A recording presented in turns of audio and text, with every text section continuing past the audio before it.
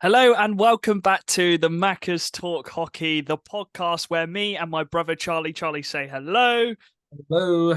We talk about English ice hockey, specifically the NIHL, the National Ice Hockey League. And today's episode is the Telford Tigers special. And we are joined a bit later on by Telford's forward/D-man, Deacon Fielder. His audio was a bit dodgy, but you can still understand him. And it's a really good interview. So, yeah, we'll get into that in a bit. But yeah, Charlie, how are you today? Yeah, I'm not too bad. A long day at work, but what beverage have you got? Well, we have got the Pepsi Max Raspberry in my glass with some ice to cool it down. So, yeah, and we've just filmed actually an interview with someone from the Raiders, but we're not going to say who. And it was a really good interview there as well. So, yeah, lots more to come up. We've got a few more planned as well. Yeah, should we get straight into it then, Charlie? Let's go. So, the Telford Tigers last season, they didn't have a great season in terms of league position compared to the couple seasons before, obviously winning the league twice. And Banners on the Wall did a really good podcast with head coach Tom Watkins. And they won, I think, the league 4 years out of 4 of the 6 seasons, which is just nuts. So they had a very good last few seasons. But last season, it was a bit different, wasn't it, Charlie? Yeah, I think it was always going to happen. An aging team.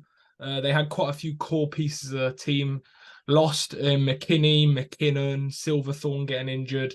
They had a lot of their key puzzle pieces, you could say, lost. But no, the league took a step up.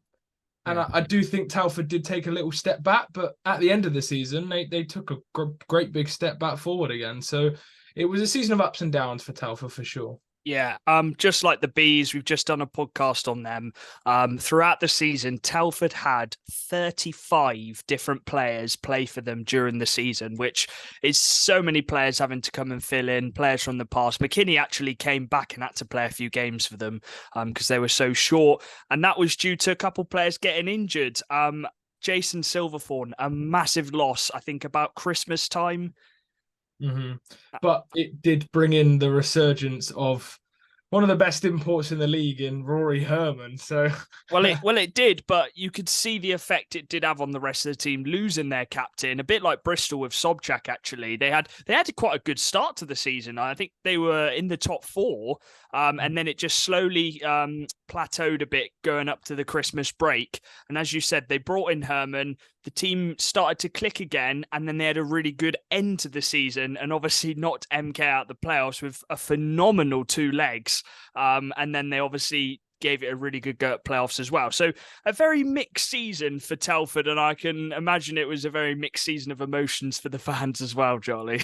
yeah, they definitely had for me a couple standout boys last season.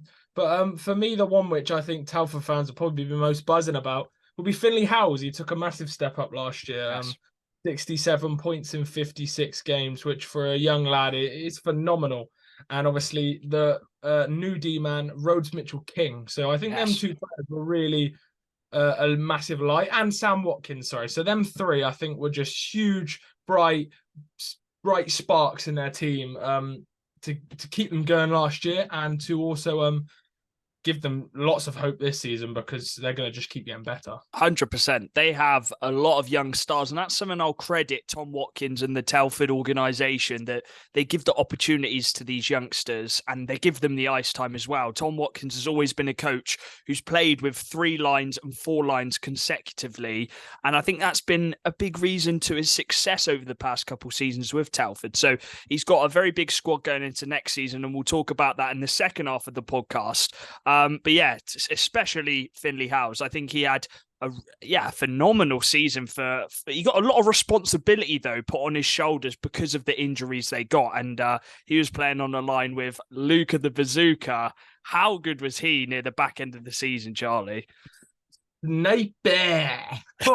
He knows how to hit a putt, man. Oh my goodness. It's like, don't get me wrong, I don't like he's decent player, but like his shot is just something else. It's that wild card in his game, one of the best shots in the league for sure. And at the end of the season, like whenever he got a sniff, it went in, and it was just it was relentless. And I think him and Finley Howes played together, and they were just a little pair which just couldn't be broken. I can imagine they'll start the season together on fire again. Yeah, they played Finley House, Sam Watkins, and Luca at one point, and it was just the youth helping out the older guy just smack the pucks in the net. It was a joy to watch, and he ended up getting 51 goals, nearly a goal a game, which is an absolute joke. And at Coventry, he scored against, was it Leeds, and he did his celebration. And yeah, I think I like that though. I like players who have a bit of character about them. We need more of them, don't we, Charlie?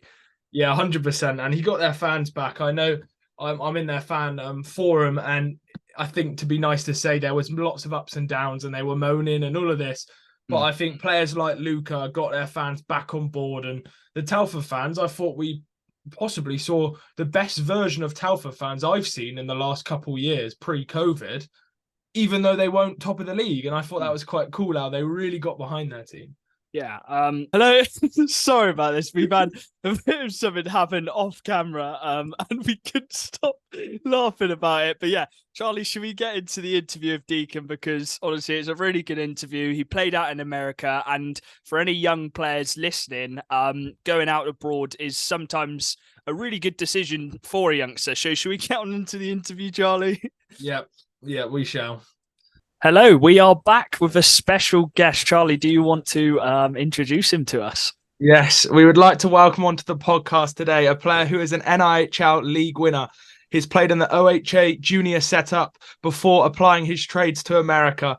He is known for being Telford Tigers D-man, but sometimes a forward. It's Mr. Deacon Fielder. Welcome on. How are you doing, guys? Thanks for having me. Hello. How's your summer been? I've seen you've been on holiday with Tyler Perry. Yeah, no, it was a nice break, actually. Good to have a little separation from the hockey, but good to be back at it. Nice. What did you get up to? What did you get up to in was it America you went to? We went to Toronto. Toronto, yeah. Yeah. We just did a lot of traveling, and Tyler's uncle's got a lake house out there, so that's what we did for the second week. Oh, nice. And you're signed up for the Tigers next season.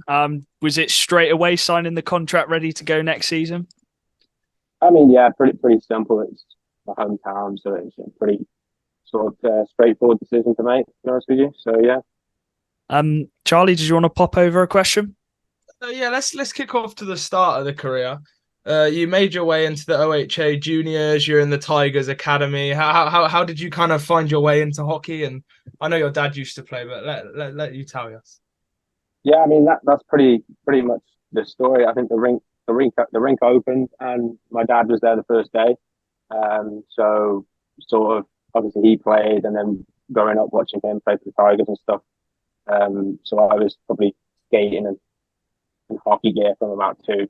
So yeah, I pretty much lived at the rink, and then obviously through the Telford system, and I was fortunate enough to get the opportunity to go to OHA in 15. So nice. Mm-hmm. And how did you find the OHA experience? I know it's changed a bit in recent times, but yeah, back then you were on the ice pretty much every day, wasn't it? Yeah, it was every morning before school, pretty much, and with the gym sessions as well. So we do either it on the ice in the morning, school, and then gym after, or like vice versa.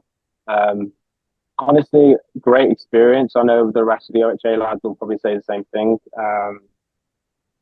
It's probably shaped my career and like the person I am today, not just a player, but the person I am today. So yeah, definitely a great experience for all juniors, I think, to go through something like that.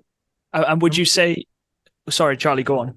Was it Ryan Aldridge your coach, and what was he like? I mean, you guys kind of know Ryan. Ryan's a great coach, great person, and he was my coach for 3 years, and I couldn't say anything bad about him. He bagged us when we needed to, and he put us in shape when we weren't playing well, and I think that's all you can see as a good coach he is. And obviously he was successful last year, so yeah, he's kind of proven it at every level, sort of thing, as a coach. So yeah. Yeah, and when you started at OHA, was your position defenseman? Would you say that's your preferred position? Yeah, so I was forward when I first started playing, and then I switched when I was about 10, because I got put in D at one of the conference trials for the Midlands Conference. So I kind of got into the conference team by accident, and then kind of just switched from there. So yeah, I went to OHA as a D-man. And then the only time I played forward again was Tigers the first year I come back. So Yeah, and you were actually captain was you captain in the last year of your OHA experience? How was that, and how did yeah. it come about getting that captaincy role? I mean, obviously, well, 3 years there, I was there for quite a while. And I think just because I'm so vocal in the locker room, I'm quite loud on the bench. So I think Ryan saw that leadership in me, and then I think we had a few captains that year. So I think we had like Josh Kelly, Harvey Robson, who doesn't play anymore, Mikey Power, just people like that in the locker room that were pretty good leaders at that team. So yeah, it was a great experience. I think whether or not I've got a letter on, I'm very vocal anyway. So it wasn't too different to how I am as a person on the bench and on the ice. So. Oh, nice. And you obviously played for OHA. Was it 3 or 4 years, 3 or 4 seasons? And you slowly got introduced into a few games in the Wildcats. How was that? Do you think OHA really, as you said, it shaped you into the player you are, but do you think it was that movement into the men's league? I think that's something that OHA did really well. Obviously, there's a long list of players that were given the opportunity to kind of step in to a Wildcats jersey and kind of get their experience at senior hockey. I was fortunate enough to play 2 games when the league was at the EPL. So again, that was a completely different, standard, completely different experience compared to the National League. But just being around those players, as a professional, just seeing that side of the game, I think it was great to prepare me for the rest of my career, sort of thing. Nice. Charlie, pop over a question. You went to America right after the OHA and a couple Swindon games. How did that come about, and what did you learn from there? Because you played 2 seasons for I'm going to butcher this, Fresno Monsters. Fresno Monsters, yeah. Funny story, really. I think Ryan kind of gave us the opportunity to go for a tryout in Sweden. So there was a few guys that went out there. We saw how to skate, and there was a bunch of different teams from across the world out there. There was a team from San Diego, so in the same league, that was scouting there. And then it just so happened that my dad knew somebody that was in contact with the Fresno coach, and it sort of went from there, sort of thing. Very lucky to have been chosen to go out there, and it was a great experience. And did you play D-man defenseman out in America? Yeah, so I was D-man for probably 95% of the games. I think I had a little stretch where our team got caught COVID. It was right before the lockdown and stuff. So we didn't actually know we had COVID until after, but there's I think we skated 9 players, and I had to play him forward just so we could ice the team. But yeah, so mostly D out there, yeah. Yeah, I was looking through the roster there, and I've never seen a roster with so many nationalities in my life. How is it like playing with about 20 different nations in one team? Was the language barrier there, or? I mean, luckily we had a lot of Canadians, Canadians, Americans. Quite a few of the Swedish lads had pretty good English, so it wasn't too bad. I think a few of the Russians were quite, stuck on the English. I think a couple of them went to school, so it was a very colourful environment to be in, but it was a great time actually. So yeah, I enjoyed it. Nice. And you finished up in America, and how did your move to Telford come about? Because I know that was your youth team, and it was almost a trip back home. Did you get on the phone to Watkins straight away? So I had one more year in Fresno because it's an under 21 league, but unfortunately I wasn't seen as essential travel, so I got turned away at the airport. I had all my bags, all my hockey stuff. So that's when I was asking around, and I was lucky enough to get a spot on the Bees for the Spring Cup during COVID. So obviously I played there, and it wasn't to be at Bees, so that's when I gave Tom a text, sort of thing, and lucky enough he had a spot left open. So nice. Charlie, do you want to pop I forgot to mention in the intro, actually, I've underdone you here. You played in the under-20s GB squad with a pretty stacked team, so I apologise there. What was it like That's okay. the GB squad?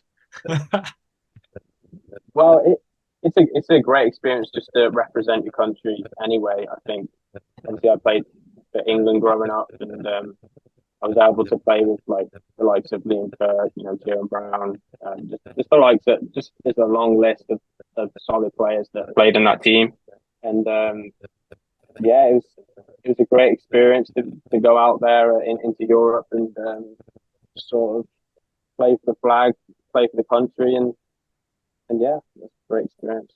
And you obviously come back to Telford and you played the whole season with the Tigers, and I think the Tigers won that season as well. They beat. Was it nice to almost get one over on Swindon and win the league?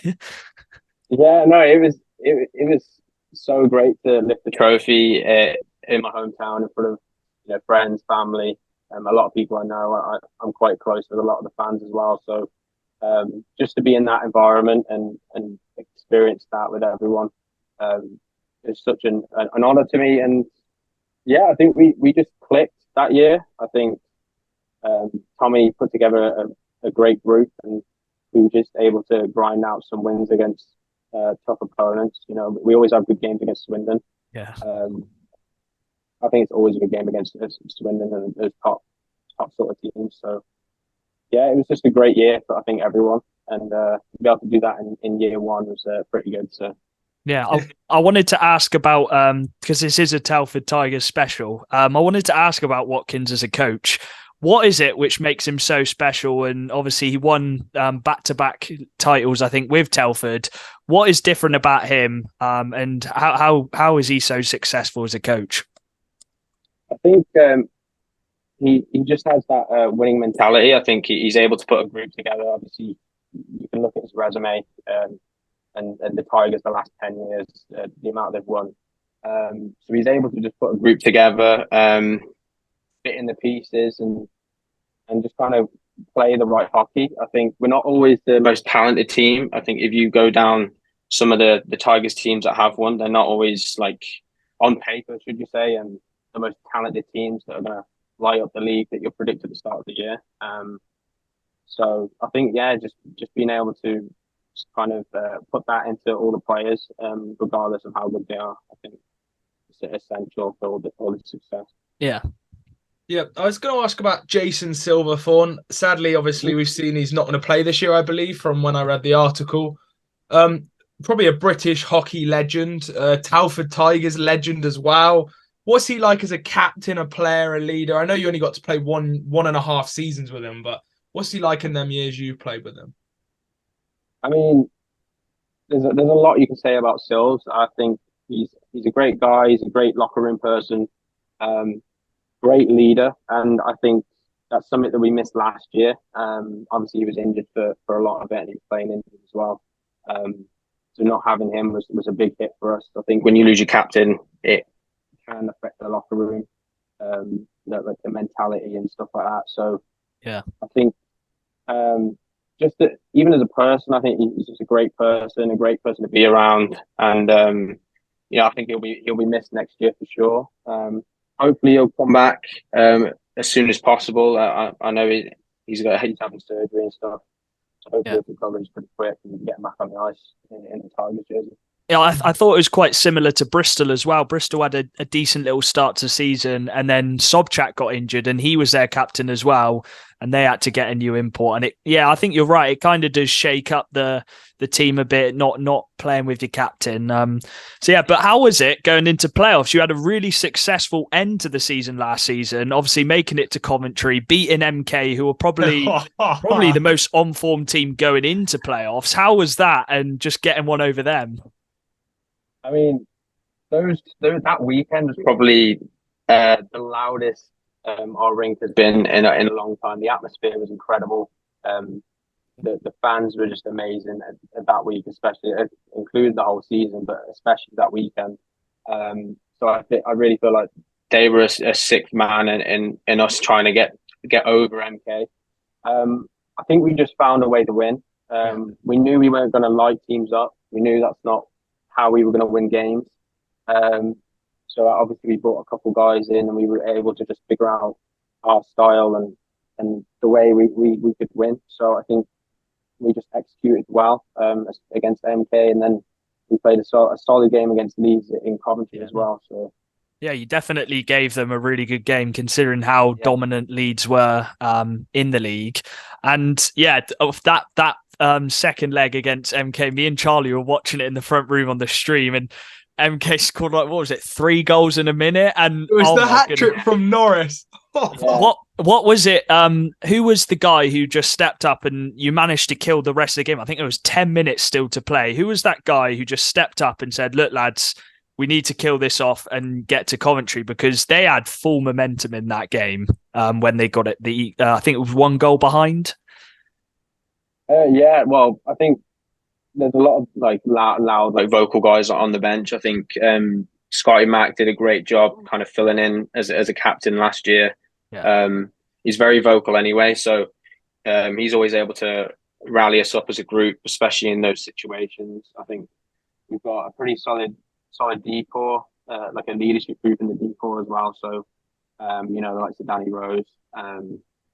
So yeah, I feel like we just had to win. It was something we had to do. It wasn't. Yeah. It was do or die essentially, and it worked out for us. So yeah, and I wanted to ask about one player who was huge at the end of the season. Well, there's 2 players, but both the imports, but Luca, and he's signed up for next season as well. Yeah. What's it like playing with him? Because he's come up through the ranks. I think he was in the league below a couple seasons ago. He's at Sheffield, and now he's at Telford.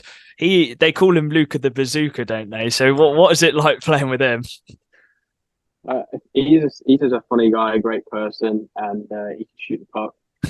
I've never played with someone who can shoot the puck like that. It is ridiculous. But yeah, no, he's just a great player. I think he got into a groove, and I think him playing with Finn Howes as well, who had a great season. They were just able to bounce off each other, and even if they were on different lines as well. But yeah, Vlad was great for us last year, and I think he's going to do even better next year, personally. So yeah. Mm-hmm. I was going to talk about your game and how you've been a very versatile player for Telford, and I think your role has increased as it's gone on from when I've watched. And where do you like to play, and how would you say your game is focused on? Because I'd say you're a very physical player, but what would you say your game is like to you? I think I'd agree with you. I think the physical part of the game is probably where I'm most comfortable. I'm not the most talented guy, and I'm not, putting up numbers points wise. So I just try and play it like a solid, simple game. Move the puck quick and try not to do too much. And let the likes of Vlad or Finn do the work scoring wise. But yeah, I think being able to play both forward and D helps out a lot. I can mix into different roles and stuff like that, and go play physical in different ways. Obviously, when I was forward the first year, I played a sort of third, fourth line role, just going banging in bodies and chipping pucks in. So if I need to, I can play that gritty game playing forward. But I'm more comfortable as a D man for sure. It's just that I can play a little bit more simple back there. I don't think people actually understand how important some of those third and fourth line players are, because you're, as you said, you're a physical player. You'll fight anyone, I think, and you're not afraid to drop the gloves. And I think especially when teams get hit with injuries, you're definitely a player who springs to mind where you'll play out and you'll just give your all. And I think I respect that a lot. And looking at the roster next season, actually, you've got a mix of some older players and you've got a lot of youth as well. Obviously, you've signed, Harry Ferguson, and you've signed up on a 2-way with Zane McKenzie. Do you think that's going to be really important next season, having that mix of experience and youth players?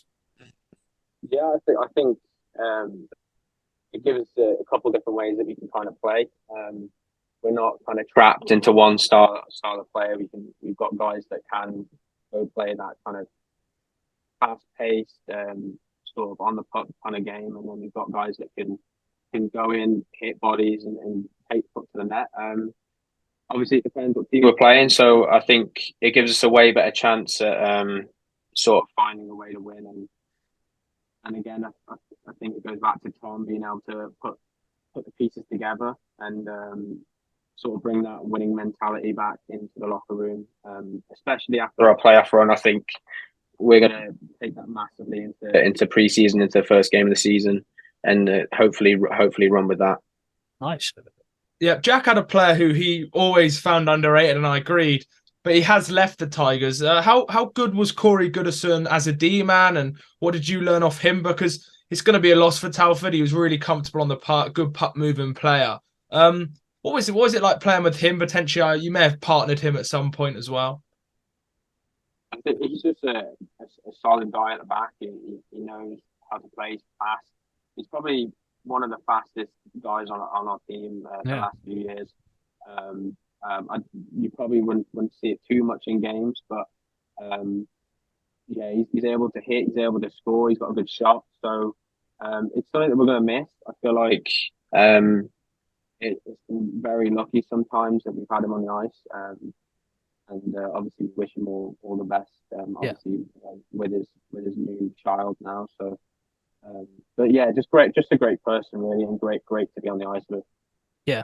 I wanted to ask quickly, obviously the league, we don't know what's going on with Sheffield at the moment. Hopefully everything goes through with them. You've got Solway coming in next season. The imports have gone up to 3. I've seen you've signed 1 import so far. Oh no, sorry, you got 2 imports at the moment. You just signed Jesse. I guess you're going to sign another one. What is that good for you personally, because you're going to be able to play in a much more competitive league as well? Yeah, of course. I think the main thing I want to do is improve, and I want to be playing at the highest level. I think those for most guys my age at this level, we want to take that next step.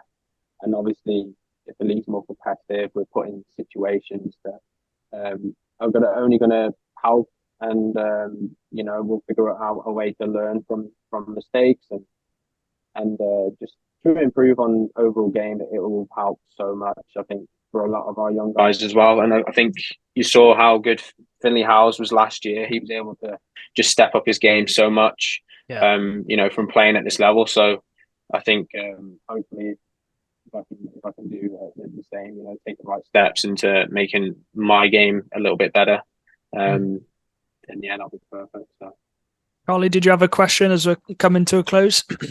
I don't have one at the moment. Yeah. I've got one. What's the kind of expectations going into next season with Telford? Obviously, you said you come off the back of that playoff run and get into Coventry. What's the kind of expectations for you personally? I know you just touched on it a bit, but for you personally and the team going into next season. I think it'd be strange if I didn't say I think I want us to be competing for the league. Yeah. I want us to be up there, competing for the cups, and obviously we want that playoff run again. So yeah, I think you'll see a different start than we had last year. Obviously we had a poor form run through half the year, so I feel like it's going to be completely different. I think the league's going to be completely different, so it's all up in the air, I think, for other teams and stuff, but I just know that we're going to be up there. Nice one. Charlie, did you have anything? I'll finish it off with what's it like playing in front of the Telford fans, and how good are the Telford fans? Because they got a lot louder as the season went on, and they really, really got behind the boys. Yeah, I mean, obviously we were going through a tough run of form through the Christmas period and stuff, and they're very loyal. They're loud. Obviously, towards the end of the season, they got even louder. I think our fan base increased over last year, even though we weren't fighting for the league. Yeah, and we ended up, just in the playoff spots. But I think we wouldn't be able to win games or win the league the first year without them. They're sort of the last piece of the puzzle for Telford. I think it's been something that's been huge. Yeah. Even when I growing up, watching my dad and some of the guys play. So yeah, I couldn't do without them really. I remember that one game, which is not great for us as Wildcat fans, but it was the one where Telford were We were beating them by, I think, 3 or 4 goals, and it might have been 5 goals actually. And they came back all the way, and it took to penalty shots, and they beat us on penalties. And the Telfer fans that day were just absolutely nuts. It was like as you said earlier, it was like that sixth man just bullying Swindon. They couldn't do anything about it. So yeah, that was nuts, and hopefully that doesn't happen again. But yeah, thank you very much, Deacon, for hopping on. We appreciate it, and we're looking forward to seeing you back at the Link Centre next season. Yeah. Thanks for having me, guys. Appreciate it. Thank you very much. We appreciate it. Thank you. Thank you. Guys. Thank you. Hello, welcome back. Thank you very much, Deacon, for hopping on. Just a really nice journey of an ice hockey player, and he's ended back in his hometown, Telford, hasn't he, Charlie? Yeah, and let's get on to them. Let's talk about what we think is going to come up in this upcoming season. Yeah, well, they have had some players leave, as most teams have, but they've also brought in a lot of players as well. So should we get into the goalkeeping duo, which has not changed, I don't think, has it, Charlie? Yes, they've had a big change in their goalkeeping duo. You're doing well today. Oh. So they've got Bradley Day, obviously their starter, but that's they've not got a changed. backup who can play. Matthew Blore, who was on the bench for Panthers a couple times last year, played for the Nottingham Lions. Very talented, only 18 years old. So it gives the opportunity to give Brad Day a bit of a rest, because he did not get a rest last year. He played pretty much, every game he started. So it gives him the opportunity to get a rest and give a young goalie some valuable minutes. Yeah, I think we'll see a theme over the squad, that they've actually got players to cover if there are some injuries, and they've got players who are at the quality to cover as well. So yeah, we know what you're getting with Brad Day. He's been around the league for a long time. So yeah, a decent little goaltending partnership. Defenseman, again, some similar players going into next season. I don't think they've actually got a new D-man yet, have they? No, they don't. They have very similar D-man. They did lose Corey Goodison. Yeah, big loss. He was actually one of my most underrated players in the league, and he's now gone. So they do have to improve. I'd be surprised if they didn't bring in someone, but yeah. I don't know. They've got Henry Adams, Deacon Fielder, Rhodes Mitchell-King, Nick Oliver, Jake Price, and Daniel Rose. It's six decent D-men. Mitchell-King's a real standout there for me. And I like Nick Oliver as well. Yeah, I really like Nick Oliver. He's a big chap, but he knows how to play that defensive role. I think he's really underrated. Would you say he's underrated? Well, yeah, he won the league back-to-back, and he was just a defensive defenseman who did his job. But yeah, the decore's not too bad, but I think they could do with a player. They are going to miss the Corey Goodison hole in their team. Yeah. So yeah, it will be interesting. But I think the interesting part is their forward core, the new talents they've added there. One thing I will say on the D, apart from Danny Rose, he's been around this league for what seems ages. Dad loves Danny Rose, doesn't he? He absolutely loves Danny Rose. They haven't really got any really experienced players. You look at the likes of Stevie Whitfield. You look at the likes of I can't think of it. Beds. They haven't got any really experience. So it'll be interesting to see if they do bring in another one before the season starts. But I do like the likes of Henry Adams, who won the playoffs of Sheffield, Nick Oliver, obviously, and Mitchell-King is only going to get better as a youngster. So I like the decor, but I think it might need a little bit of experience to it. Yeah, I just think it needs that one player to replace Goodison, really. I think they've got a Goodison-sized hole in there. Yeah. Oh, that was really bad. Let's move on to the forward core, because it is a very solid forward core, and it's a forward core who can play those 3-4 lines and won't have to rely on loads of players coming in. So where should we start, Charlie? Should we start with the players who are re-signing? You do the re-signings, I'll do the new players, so you crack on. So the players who have stayed, they've got Joe Aston, they've got Finley Howes, Luca, Scott McKenzie, Lucas Price, who was very good last season coming in, and Sam Watkins as well. So they've kept those players. Charlie, who are the new ones coming in, and then we'll talk about them a bit. One of the new ones is Joe Aston. He's come back. Oh, you're having a good one this episode. I'm having a stinker today. And I actually think I want to touch on Joe Aston, because I actually think he's quite underrated again. And I know Tel would have a lot of these players, but because they won the league and a lot of these players didn't get talked about. Yeah, they didn't get the credit. When they went missing, when he went last year, they missed a guy who'd chuck his body around, drop the gloves. He scores a decent amount of points. And he's a real big asset to any third line in the league, really, I think. And I think that's a great little pickup again. Yeah, Joe Aston's a grinder. We know what he's about. I didn't actually realise he was gone, so that's poor from me. But yeah, the likes of keeping the likes of Finley Howe, Sam Watkins, Scott McKenzie, like the last season they actually lost Bailey Harewood. So the fact they can keep some of these young players is very good for them, and they are the future of Telford. And I'm sure Tom Watkins will want them to maybe progress up to the Elite League if they can. Should we start with? Should we get into the new players then? So we'll go to Zane McKenzie, who's on a two-way with the Panthers, but I think predominantly his ice time will be with Nottingham. What do you think? Not with Nottingham, with Telford. Sorry. With Telford, yeah, I think he'll play most in Telford. Actually, yeah, I agree. Sorry, that's my fault. No, I think he's got a lot to prove. You saw he was better when he got more ice time at the Bees. Like he looked a much better player, and I think he will get the ice time at Telford. And I think that is the perfect team to go to because Tom Watkins likes to play 3-4 lines, so he will get the ice time. He will improve, and he'll get his few chances at Nottingham as well. So yeah, I think that's a really good player to bring in, Charlie.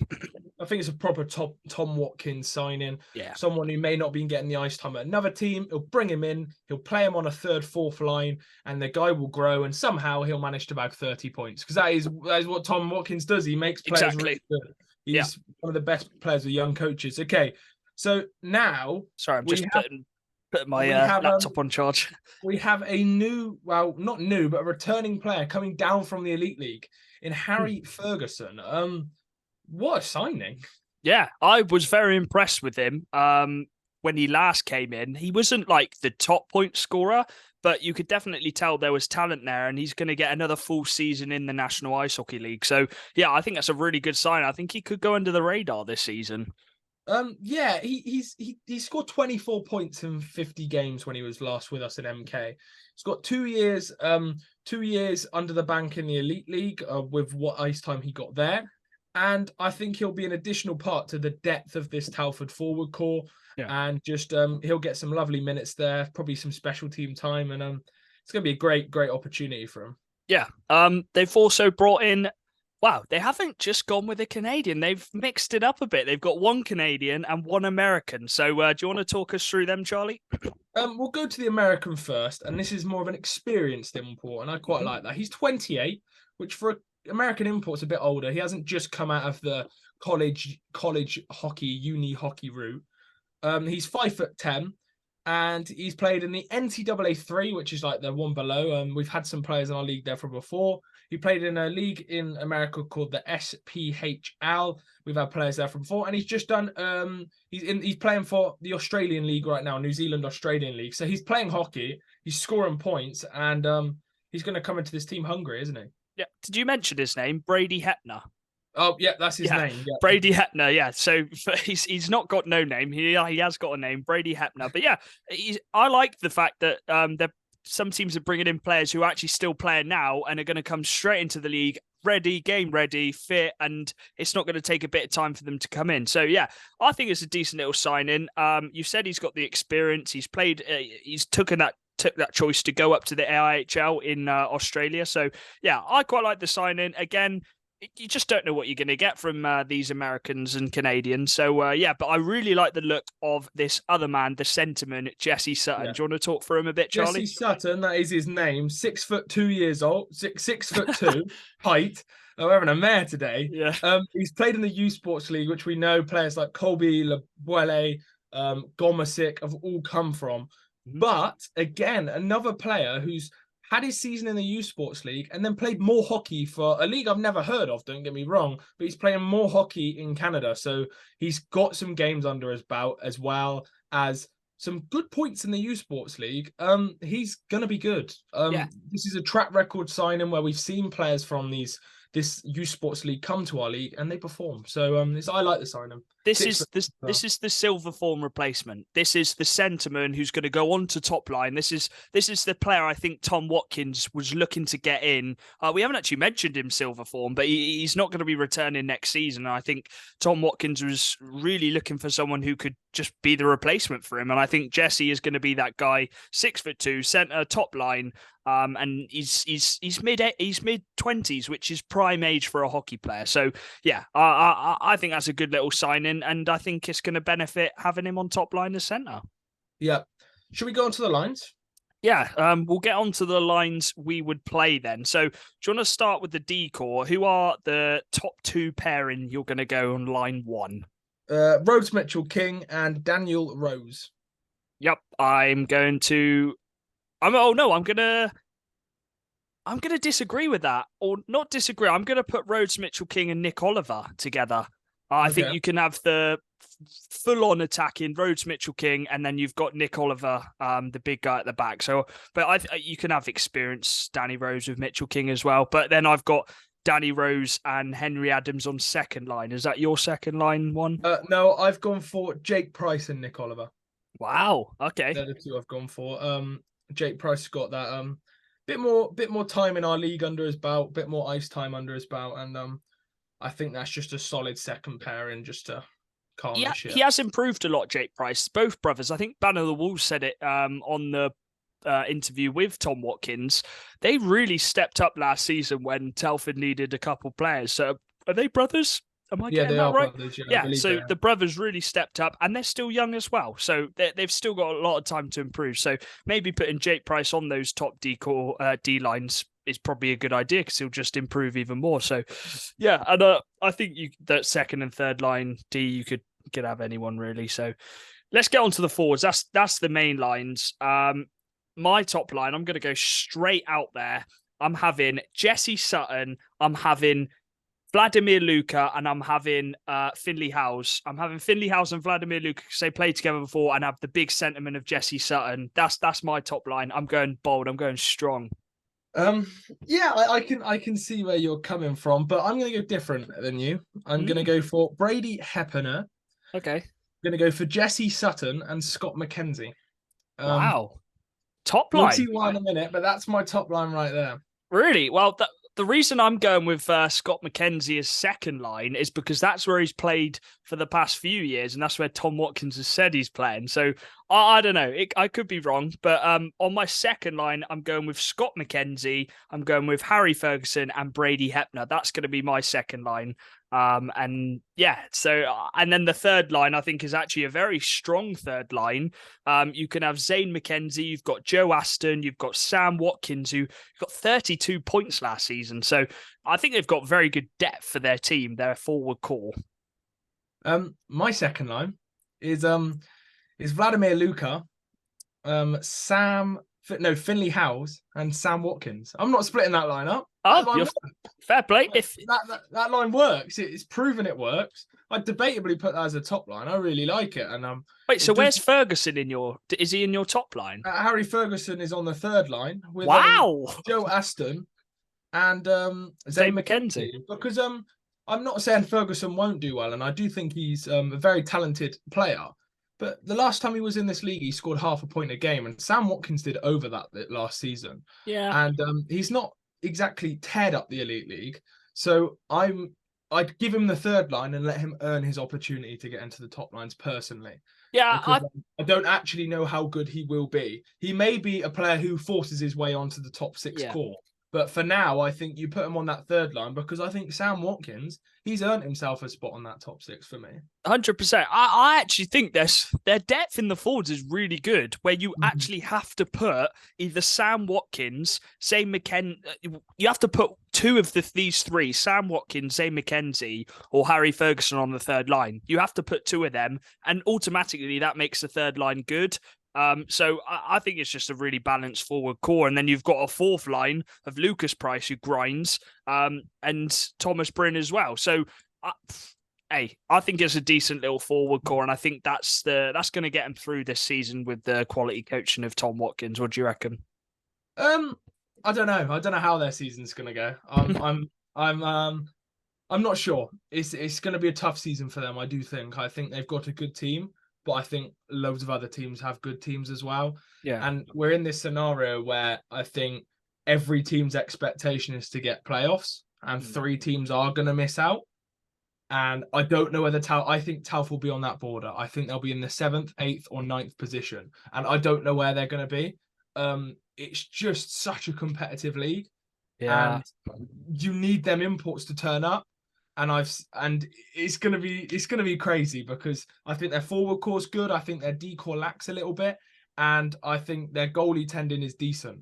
So Yeah. you just don't know. It is such a competitive National Hockey League, and this is what's exciting about it, is teams like Bristol, Bees, Telford, all going to want playoffs, but some are going to have to miss out. Yeah, I've been jotting down my league predictions, and from about 6th all the way to 11th, I'm switching. I'm switching them now and again, looking at the rosters. I'm like, actually, that they could actually get play. Oh no, actually, and I can't figure it out. And I think Telford is one of those teams. I think they've got a really good forward core. I think the D men, they need one more. I think they need that experienced D core, especially because they haven't gone with an import D. But some of those D could step up. We never know. And they've got the coach. They've got that coach. They have got the coach. And Tom Watkins is a full-time head coach as well. He's not a player coach. He's a full-time head coach. And I think that's going to be very important if they get to get playoffs like they did last season, actually get to Coventry, which would be a very big achievement for them.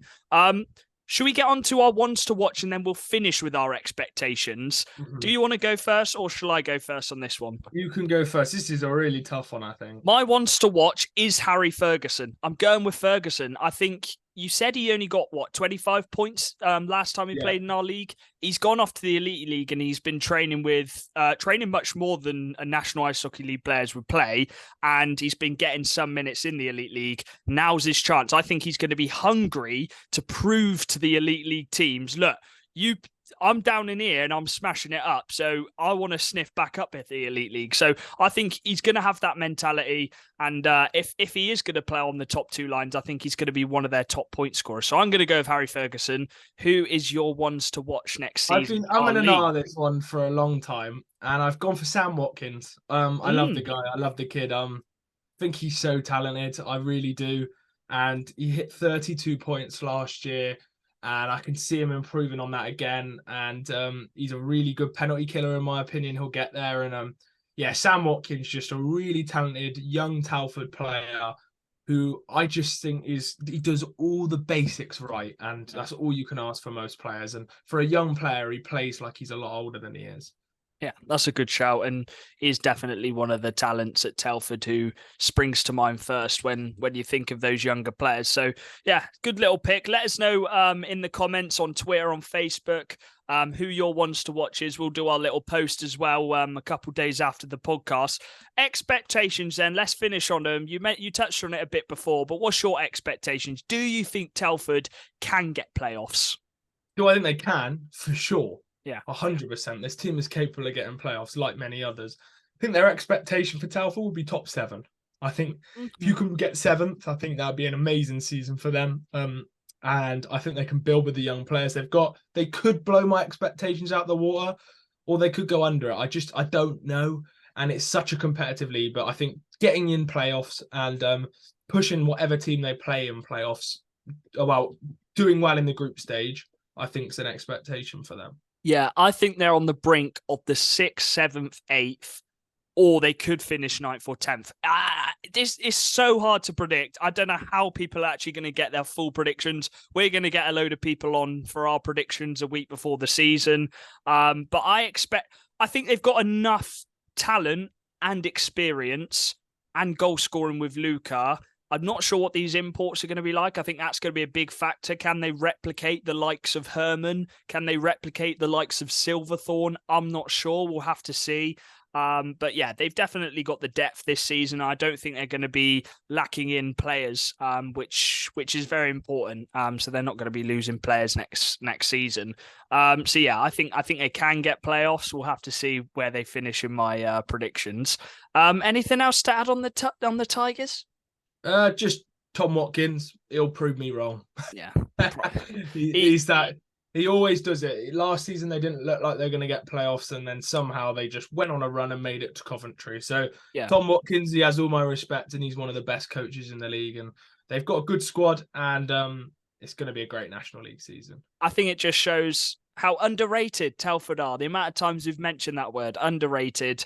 So many players underrated, and I think there'll be many more underrated players next season from Telford. So yeah, thank you very much for listening. Do go follow our socials at Maccas Talk Hockey. Thank you again, Deacon, for hopping on.